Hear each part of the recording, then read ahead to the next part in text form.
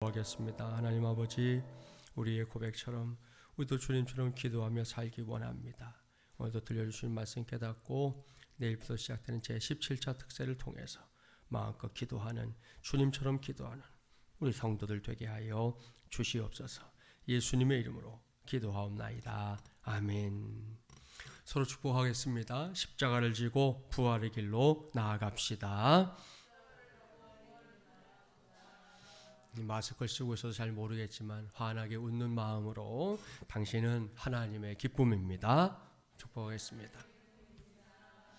할렐루야. 오늘은 사순절 네 번째 주일이고요. 십자가를 지고 부활의 길로 두 번째 시간입니다. 오늘은 만민이 기도하는 집이 되어야 합니다 라는 제목으로 하나님의 말씀을 전하도록 하겠습니다. 오늘 주신 말씀 아마도 여러분이 잘 알고 있는 말씀 가운데 하나일 겁니다. 지난주에 말씀드린 대로 우리는 지금 나를 구원하기 위해, 우리를 구원하기 위해 십자가의 길을 걸어가고 계시는 주님의 뒤를 바짝 따라가고 있는 중입니다. 그래서 십자가를 지고라는 큰 주제를 정한 것이다 말씀드렸죠. 그런 관점에서 오늘 주신 말씀도 봐야 합니다. 우리가 알고 있는 대로 예수님은 3년여 동안 공생애의 삶을 사셨습니다. 그 기간 동안 예수님은 이 땅 위에서 오직 한 가지, 하나님의 나라가 확장되는 사역들을 감당하셨습니다. 그러다가 이제 마지막에 십자가를 지기 위해 예루살렘에 올라가셨다는 거 잘 아시죠? 오늘 우리가 봉독했던 말씀, 예수님께서 그렇게 십자가를 지기 위해 예루살렘에 올라간 이후에 벌어졌던 한 사건을 기록해주고 있습니다. 그 사건이 뭔지 먼저 말씀부터 살펴볼까요? 본문 15절부터 17절 저와 여러분이 한 절씩 교독합니다. 15절 제가 읽습니다. 그들이 예루살렘에 들어가니라 예수께서 성전에 들어가사 성전 안에서 매매하는 자들을 내쫓으시며 돈 바꾸는 자들의 상과 비둘기 파는 자들의 의자를 둘러 엎으시며.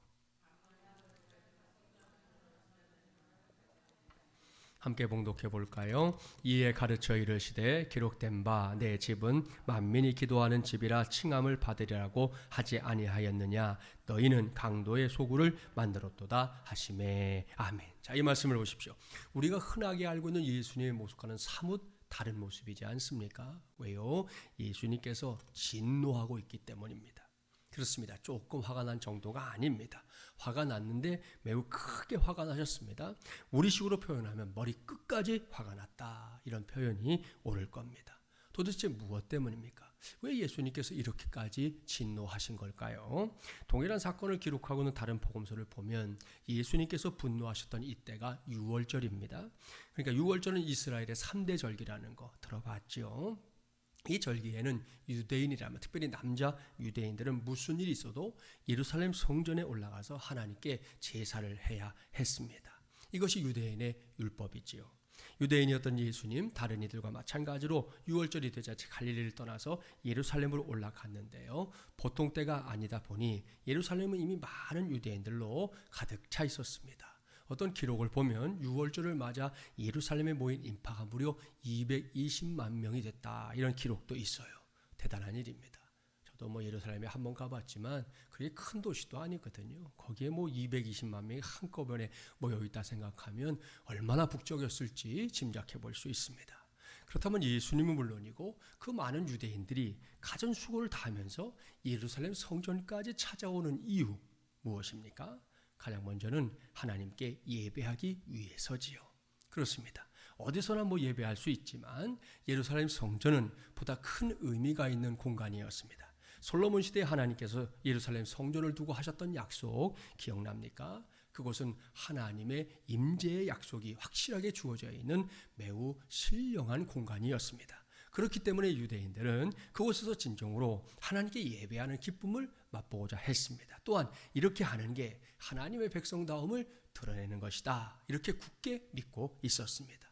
그런데 언제부턴가 그곳에 올라가는 일이 즐겁지 않게 됐습니다.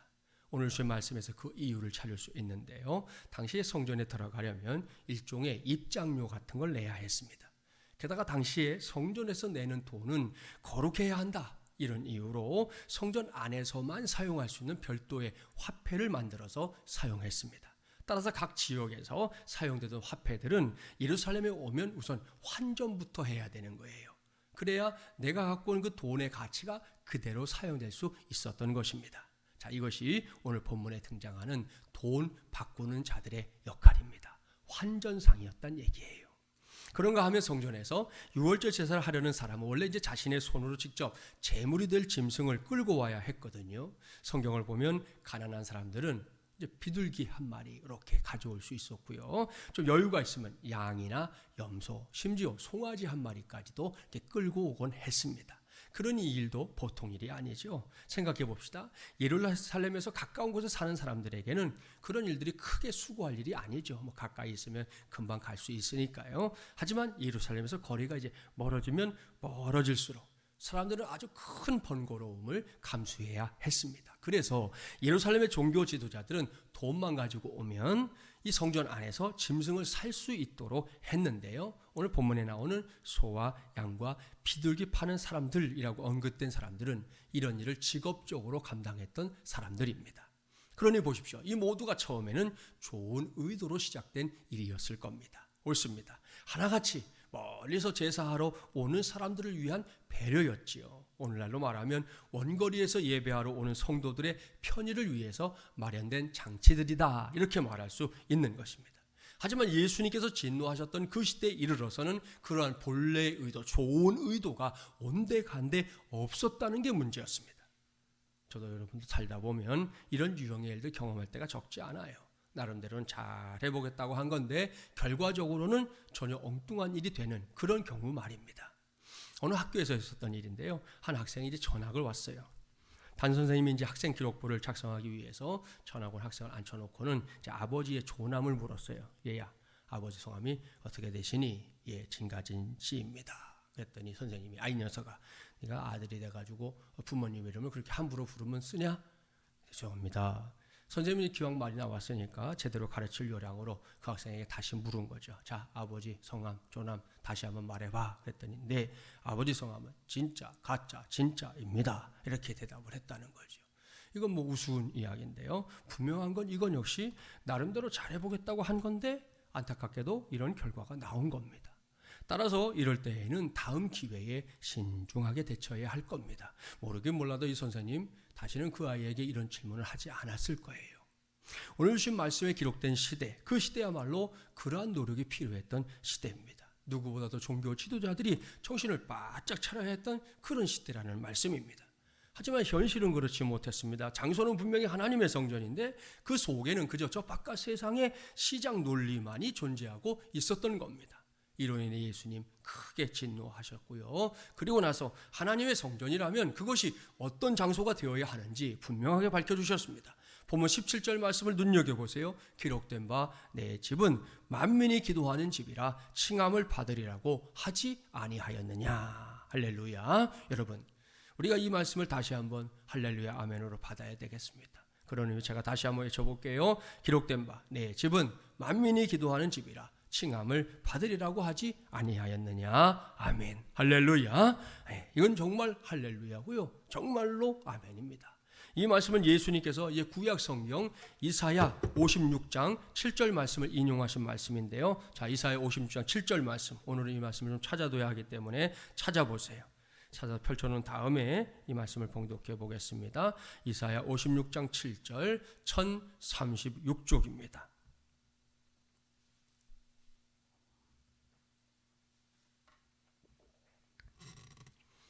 이사야 56장 7절 구약성경 1036쪽. 예수님도 성경 인용을 하셨거든요.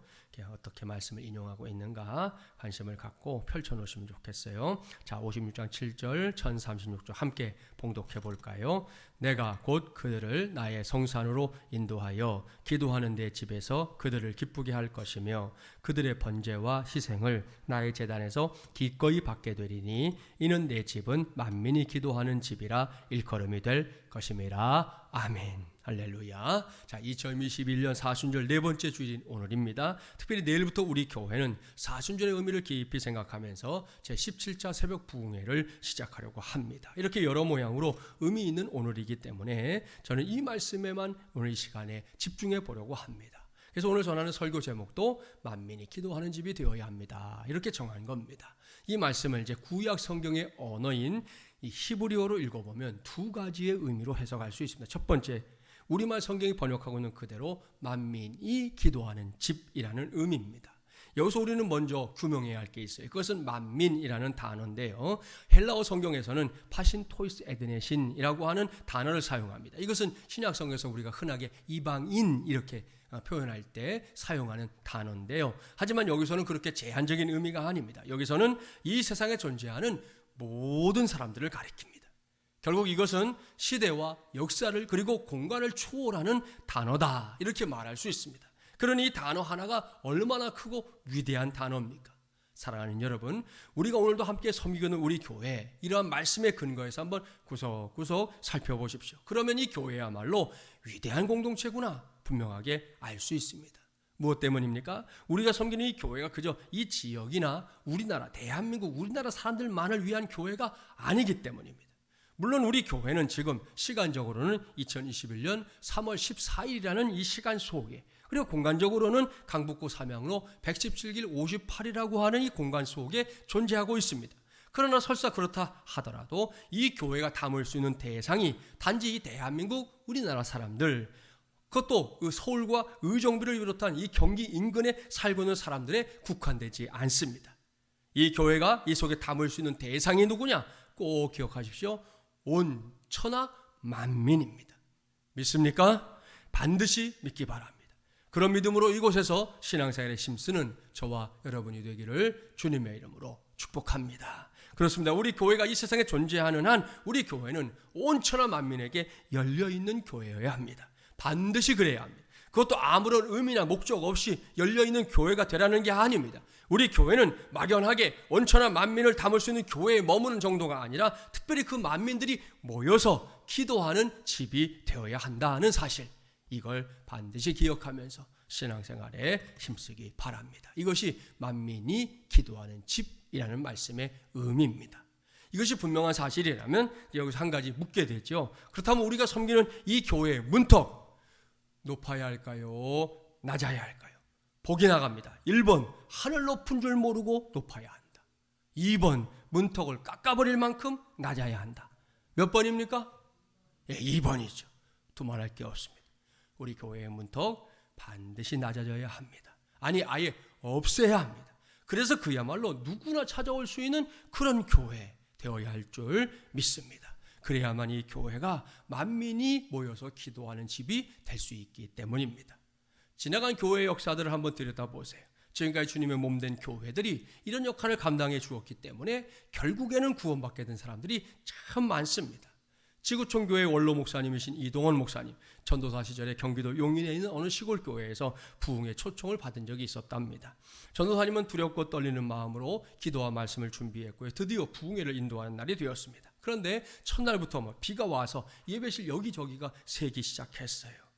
전도사님은 성도들에게 여러분, 비가 곧 그치도록 기도합시다. 여호수아가 하늘을 향해 태양아 머무르라 했을 때 태양이 머물렀던 것처럼 우리도 열심히 기도하면 이 비가 그칠 겁니다. 다 같이 통성으로 비가 멈출 수 있도록 기도합시다. 이렇게 선포하고는 열심히 기도하고 그 집회를 믿음으로 인도했습니다. 그런데 비는 전혀 그칠 기미를 보이지 않았습니다. 성도들이 목소리를 높여가며 기도하면 할수록 야속하게도 더욱 거세게 내렸습니다. 그러니 부흥 강사로 이제 강단에 서 있는 전도사님 얼마나 당황스러웠겠어요. 처음에는 겁도 없이 담대하게 선포하면서 함께 기도했지만 이러다가 지금보다 비가 더 내리면 체면이 말이 아니겠다 이런 생각이 들어가지고 중간에 슬쩍 기도를 바꿨다는 거예요. 여러분, 비가 계속 오더라도 부흥에 지장이 없도록 해달라고 우리 그렇게 기도합시다. 그렇게 기도 제목까지 바꿔가면서 기도했어요.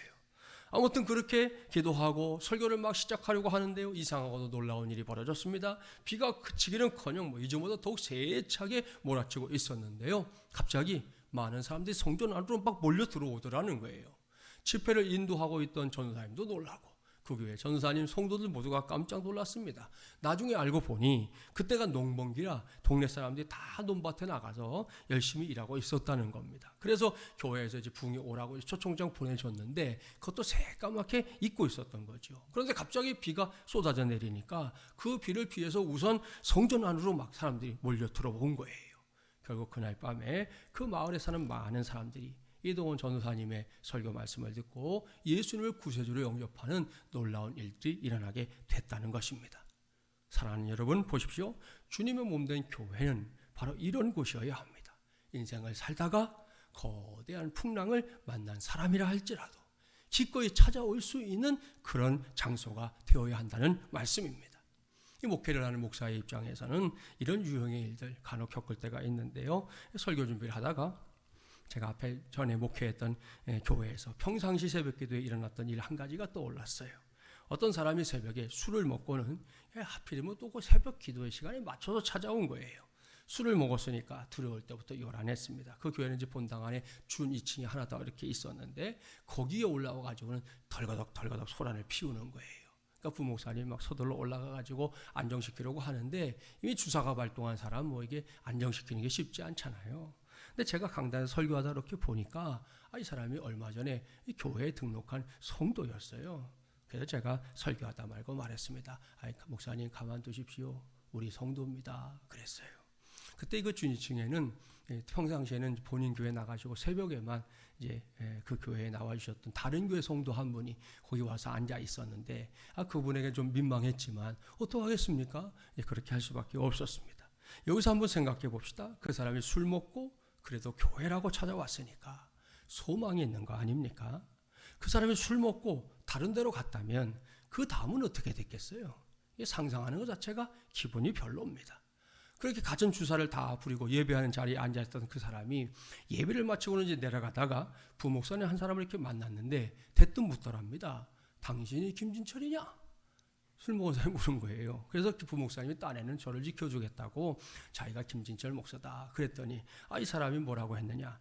그래? 그런데 왜 멀리서 볼 때하고 가까이서 볼 때가 이렇게 다르냐? 그렇게 물었다는 거예요. 이게 무슨 말인지는 들을 게 있는 사람만 들으시면 돼요. 그런가 하면 이제 얼마 전이었는데 목양실로 한 중학생 정도 되는 남자아이가 찾아온 적이 있어요. 노크를 하고 들어와서 하는 말, 자기가 지금 검정고시를 준비하고 있는 중이다 그랬습니다. 그러면서 방향제, 양말 등등을 내놓으면서 학비를 벌기 위해서 물건을 팔고 있으니 목사님이 좀 사주실 수 있으신가요? 물었습니다. 가만 보니까 이 친구가 엉터리 녀석은 아니에요. 물건의 가격도 물어보니까 가끔 그런 거면 막 엉터리 가격 붙이는 사람 있잖아요. 터무니없는 가격도 아니었어요. 먼저 솔직하게 말하더라고요. 이게 장사니까 목사님 조금 이익을 남겨야 됩니다. 그랬어요. 그래 맞다. 장사인데 이익을 남겨야지. 내가 팔아줄게 하고 이제 요것저것 몇 가지 이렇게 사서 이제 손을 주면서 앞으로 열심히 공부해서 내가 꼭 꿈을 이루는 그런 친구가 되면 참 좋겠다 이렇게 당부했더니 이 녀석이 예의까지 갖추고 90도 인사를 하고는 그런 목양실을 빠져나갔어요. 모르긴 몰라도 이 친구가 우리 교회에 대해서 긍정적인 인상만큼은 가지고 가지 않았을까 그렇게 생각해 봅니다. 사랑하는 여러분, 제가 이 시간에 뭘 말하려고 하는지 아시죠? 이렇게 세상에서 지치고 힘들어도 하나님 앞에까지 나오기만 하면 소망이 있는 줄 믿습니다. 그런 상황 속에서도 하나님이 생각나고 내가 어려서 한번 이렇게 발을 들여서 봤던 교회가 생각나고 부족하지만 목사가 생각난다면 분명히 소망이 있다. 저는 그렇게 믿습니다. 심지어 술 한잔 거나하게 마시고도 깽판을 치기 위해 찾아온 게 아니라 어린 시절에 교회에 다녔던 추억이 떠올라서 그 영적인 포근함이 그리워서 찾아온 사람이라면 언제나 따뜻하게 맞아줄 수 있는 교회 되어야 하지 않겠습니까? 옳습니다. 주님의 몸된 교회는 반드시 그런 교회 되어야 합니다. 이것이 주님의 몸된 교회가 하나님의 교회가 이 땅에 세워진 이유고요. 이것이야말로 반드시 감당해야 할 사명입니다. 따라서 저와 여러분이 함께 믿음의 터전으로 삼고 있는 우리 교회가 감당해야 할 사명도 절대로 다르지 않아요. 이것이 사실이기 때문에 우리는 당장 우리 교회를 위해 기도하고 우리 교회를 위해 축복해야 할 겁니다. 하나님 아버지, 우리 교회에 드나드는 모든 사람들이 만민들이 이 교회를 통해서 하나님을 꼭 만나게 하여 주시옵소서. 이것은 새가족들에게만 국한된 일이 아니에요. 이미 신앙생활에 익숙해져 있는 저와 여러분에게도 그러한 은혜는 종종 필요합니다. 왕년에, 예년에, 전에 여러분 그런 하나님의 은혜를 말하는 건 지금으로서는 건강한 상태가 아닌 거예요. 오늘은 오늘 받은 은혜가 있어야지요. 오늘은 오늘 누리는 은혜가 있어야지요. 그것이 우리의 고백이 되어야 하지 않겠습니까? 그러하기에 우리 교회를 위해서 이렇게 쉬지 말고 기도하기 바랍니다. 당장 내일부터 시작되는 특세를 감당하면서 우리 교회를 향해 마음껏 축복하며 기도하는 우리 모두가 되기를 바랍니다. 이것이 바로 만민이 기도하는 집인 줄 믿습니다. 자, 두 번째로 살펴봐야 할 만민이 기도하는 집의 의미가 있어요. 히브리어 성경으로 보면 이 말씀은 만민을 위하여 기도하는 집이다 하는 걸 알 수 있습니다. 제가 아까 이사야 56장 7절 말씀 다 찾아서 펼쳐놓으라 그랬지요. 오늘은 그럴 필요가 있다 그랬는데요. 자, 그 말씀 여러분의 성경을 보셔야 돼요. 눈여겨보세요. 그 말씀을 보면 만민이 기도하는 집이라는 말씀 앞에 아라비아 숫자 몇이 쓰여 있어요? 숫자 2가 쓰여 있죠. 그걸 확인했으면 이제는 그 장에서 아랫단으로 가서 여러 개 각주 중에서 아라비아 숫자 2를 찾아보세요. 자, 이 다음에 뭐라고 되어 있습니까? 만민을 위하여 기도하는 집, 이렇게 설명하고 있죠. 자, 이것이 오늘 주신 말씀에서 우리가 알아둬야 할 또 하나의 의미입니다.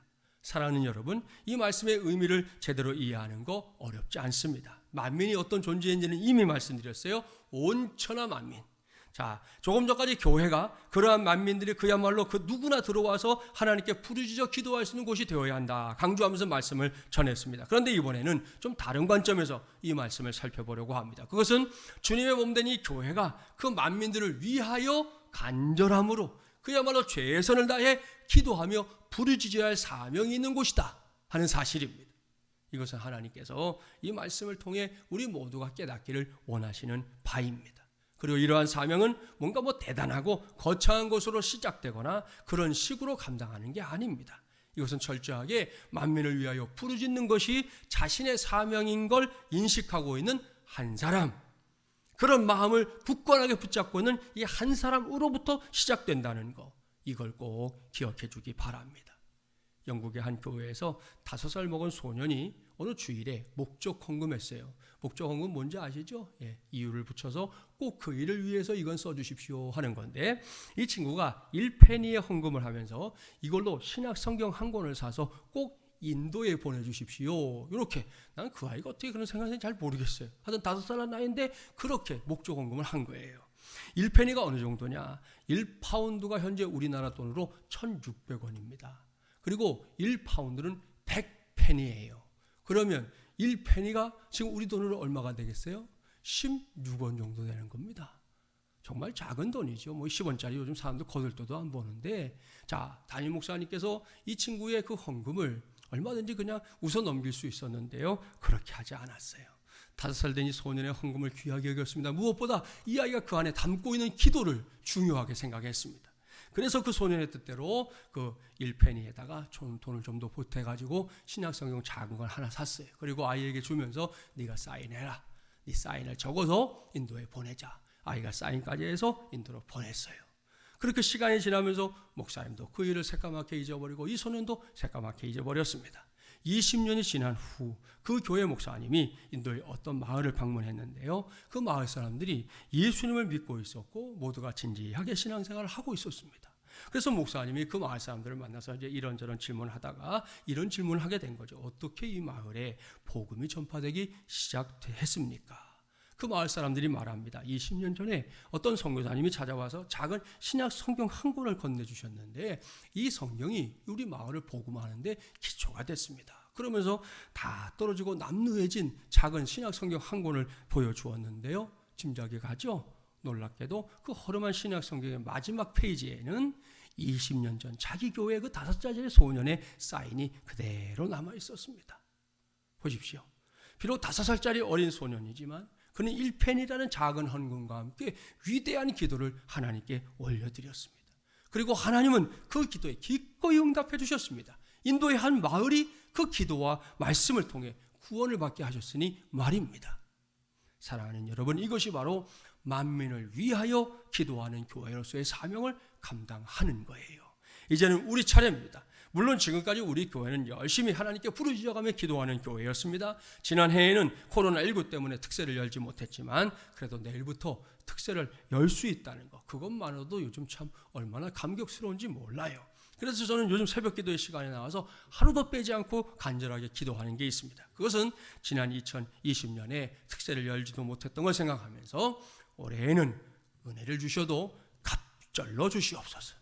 지난해 못 받고 지나간 게 너무 안타깝고 속상하니까 올해는 응답을 주셔도 갑절로 주시옵소서. 요즘 뭐 거의 떼쓰듯 기도하고 있습니다. 그러니 이것을 목사의 바람이나 목사의 소원에 머물지 않게 해주세요. 이 자리에 있는 모든 성도들, 우리 교회에 섬기는 모든 성도들이 같은 마음, 같은 생각, 같은 바람을 품고 기도하는 이번 특세가 되기를 주님의 이름으로 축복합니다. 자, 이렇게 우리 모두가 제17차 특세를 감당해 나가면 하나님은 결코 가만히 있지 않으신다. 저는 확실하게 믿습니다. 우리의 부르짖음에 하나님 신실하게 응답하실 줄 믿습니다. 그러나 이것이 우리의 마지막 부르짖음은 아닙니다. 앞으로도 우리는 하나님을 향해 부르짖어 기도해야 합니다. 무엇 때문입니까? 우리 교회가 계속해서 만민을 위하여 기도하는 집으로서의 사명을 능력 있게 감당하기 위해서입니다. 여기까지 저는 오늘 십자가를 지고 부활의 길로 두 번째 시간을 맞이해서 예수님께서 신신당부하셨던 말씀을 여러분에게 전했습니다. 그래서 우리가 섬기는 이 교회가 만민이 기도하는 집이 되어야 한다라는 메시지입니다. 옳습니다. 우리 교회를 비롯해서 이 땅에 세워진 모든 교회의 사명 바로 이것입니다. 이를 위해 무엇을 해야 하는지 말씀드렸죠. 무엇보다 만민이 모여서 기도하는 교회 되어야 합니다. 이곳에 누구나 들어올 수 있어야 하고 누구나 하나님을 찾고 만날 수 있는 그런 교회 되어야 한다 이겁니다. 또한 만민을 위하여 기도하는 교회 되어야 합니다. 만민을 놓고 다른 걸 구하기 전에 그들을 구원하기 위해 기도하는 교회 되어야 한다는 말씀이에요. 여기서 요즘 우리가 마음을 다해 만민을 위해 기도할 제목이 하나 있어요. 그것은 최근에 일어난 쿠데타로 많은 사람이 희생당하고 있는 저 미얀마와 그 나라의 국민을 위해서 기도해야 한다는 겁니다. 코로나19와 쿠데타가 아니어도 그 나라는 평소에도 복음을 전하기가 참 어려운 나라 중에 하나입니다. 그런데 이제는 이 두 가지의 악재가 겹쳐 있고 게다가 독재를 일삼는 군부에서는 시위대를 향해서 죽을 때까지 총을 쏴라 이런 명령까지 내린 상태입니다. 이렇게 가슴 아픈 상황을 어떻게 예수 믿는 우리가 모른 척 지나갈 수 있겠습니까? 뭐 남의 나라인데, 뭐 남의 다리 긁는 일 내일 아닌데 어떻게 그럴 수 있냐는 거예요. 이를 위해 간절하게 기도해야 할 사명, 저와 여러분 우리 교회에게 지금 맡겨져 있는 줄 믿습니다. 자, 이런 하나님의 말씀을 가슴으로 받아들이면서 저와 여러분이 이제 내일부터 새벽을 깨우려고 하는데요. 계속해서 광고했던 대로 이곳까지 올 수 있는 성도들은 새벽 5시 30분까지 이곳에 오면 함께 특세에 참여할 수 있습니다. 그게 어려운 성도들 있죠. 단톡방에 매일 링크를 올려줄 거니까 거기에 들어와서 새벽을 깨우기 바랍니다. 새벽에 까톡까톡 이런 소리 나는 게 귀에 거슬린다면 말씀드렸죠. 뭐 진동으로 해놓든지 아니면 카톡방 알람을 꺼두기 바랍니다. 여러분이 카톡방을 나가버리면 제가 또 다시 초대를 해야 되잖아요. 목사가 그렇게 애매한 짓 하지 않도록 저를 도와주시기를 바랍니다. 제 17차 특세 부흥의 이 주제 아시죠? 한번 따라서 해볼까요? 주여, 주여 우리에게 긍휼을 베푸소서.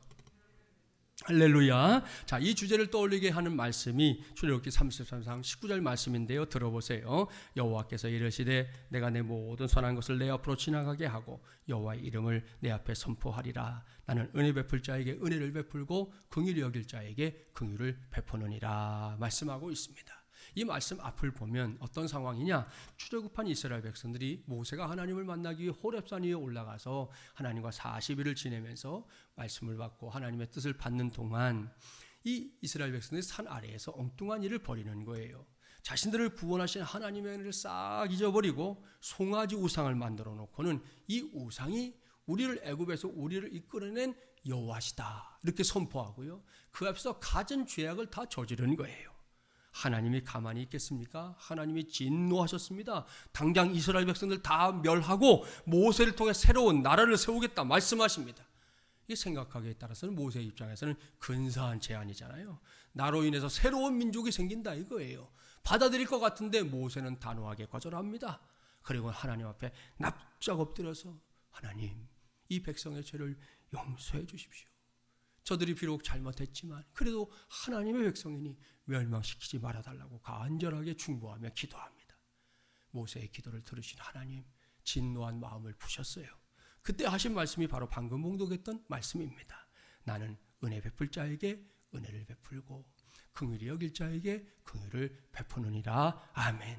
사랑하는 여러분, 이 말씀 우리가 살고 있는 이 시대에 이 코로나 시대, 19 시대에 꼭 필요한 말씀 아닙니까? 저는 그렇다고 확실하게 믿습니다. 그래서 이 말씀 붙잡고 정한 주제가 주여 우리에게 긍휼을 베푸소서입니다. 이를 명심하면서 내일부터 우리가 함께 새벽을 깨우기 바랍니다.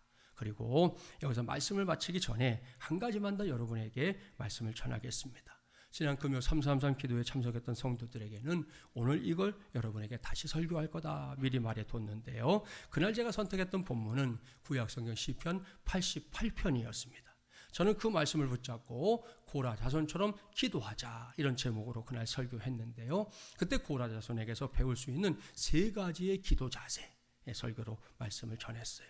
오늘은 그 중에서 한 가지만 여러분에게 다시 말씀드리려고 하는 거예요. 이를 위해 시편 88편 6절부터 9절까지의 말씀 자막에 나오니까 저와 여러분 한번 거듭해 볼게요. 주께서 나를 깊은 웅덩이와 어둡고 음침한 곳에 두셨사오며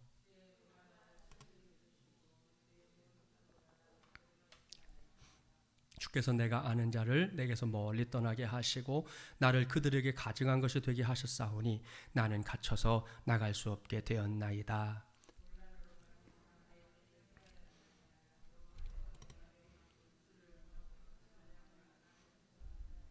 아멘. 자, 여기서 우리는 매우 극심한 고난에 처해 있는 시인을 발견할 수 있는데요. 놀랍게도 그는 그런 상황에서도 기도하고 있다는 겁니다. 그런데 그 기도를 들여다보니까 기도하면서 이 시인이 특별하게 취하고 있는 행동 한 가지가 이 말씀에 나옵니다. 그게 뭡니까? 2 손을 높이 들고 기도하고 있었다는 거예요.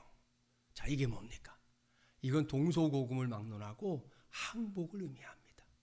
나 이제 손 들었어요. 나 항복했어요. 더 이상 저항할 의지가 없어요. 그럴 때 쓰는 게 항복이잖아요. 바로 그런 모습을 보여주는 겁니다. 이걸 우리가 신앙적으로 풀어보면 하나님 외에는 다른 길이 없다는 걸 하나님 앞에서 직접 표현하는 것이다. 이렇게 말씀드릴 수 있습니다. 저는 제 17차 특사를 감당하는 내내 저와 여러분이 하나님 앞에서 반드시 그렇게 기도하기를 원합니다. 이를 위해 우리가 무조건 인정해야 할 사실 한 가지가 있어요. 철저한 고객 만족으로 유명한 스튜 레오나드라고 하는 슈퍼마켓 체인이 있습니다. 이 회사의 초창기 시절에 한 할머니가 구입한 달걀을 가지고 와가지고는 상했다면서 교환해달라 요구했던 적이 있었습니다. 하지만 사원들은 오히려 그 할머니를 이렇게 의심의 눈초리로 쳐다본 거예요. 할머니, 뭐 잘못하신 것 같아요. 우리 매장을 보세요. 우리는 싱싱한 달걀 외에는 판 적이 없습니다. 그러니까 이 할머니가 잘못하신 것 같아요. 사원의 말을 듣고는 할머니 마음이 상하잖아요. 그래서 이 할머니가 말합니다. 우리 집에서 이 매장까지 20km나 떨어져 있어. 내가 거짓말이나 하고 이거 하나 바꾸려고 여길 왔는 줄 알아?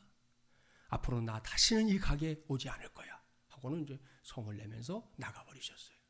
이것을 지켜보던 사장님, 어떤 상황에서도 고객을 의심해서는 안 되겠구나 이런 깨달음을 얻게 됩니다. 그래서 이제 직원들을 모아놓고 규정을 만들어서 교육을 시켰는데 규정은 이런 거예요. 첫 번째 규정, 고객은 항상 옳습니다.